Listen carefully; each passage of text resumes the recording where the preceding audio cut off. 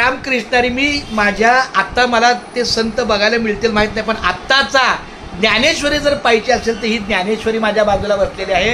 त्यांच्या मुखातून दररोज मी तर 50 वर्ष बोललो, पण त्यामध्ये 1980 पासून काही हरकत नाही, दिवसाला 300 तरी ओव्या तुझ्या मुखातनं होतात.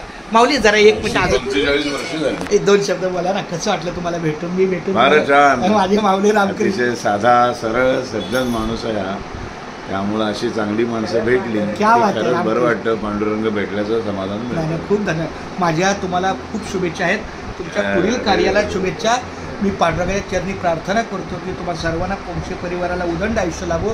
तुमच्या हातून तुका म्हणे सत्य कर्मा व्हावे सहाय्य, घातली या भय नरका जाणे. यांच्याबद्दल बोलावं थोडं कमी, पण एक आहे, त्यांनी त्यांचा पूर्ण वेळ त्यांच्या त्या व्याख्यानामधून आपल्या आईच्या माध्यमातून आईचा आशीर्वाद.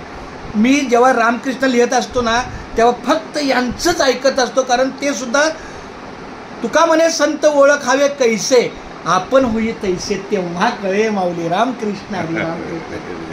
खूप धन्यवाद. माझी आई, जरा तू पण दोन शब्द बोल ना. माझी आई, कसं वाटलं तुला? माझं नाव चंद्रकांत आहे. चंद्रकांतला भेटून कसं वाटलं? मला ह्यांना भेटून खूप बरं वाटलं, समाधान वाटलं. क्या बात आहे. मला सुद्धा माझी आई भेटली, म्हणजे ज्ञानेश्वर माऊली मला भेटली आज. खूप तुझ्या नाही, तुझ्या मुखातून माऊली बोलते म्हणजे काय? मी साहेबांचं एक उदाहरण ऐकलं. तू काहीतरी वाचत होतीस आणि त्या चष्म्यावर मला वाटते काहीतरी डाग, काय बुक्का लागला होता का काय, आणि त्या बरं ना माऊली? हा, मग ते डोळ्याला काहीतरी बुक्का लागला होता आणि मला दिसेल. हा, म्हणजे एवढे काय झालं.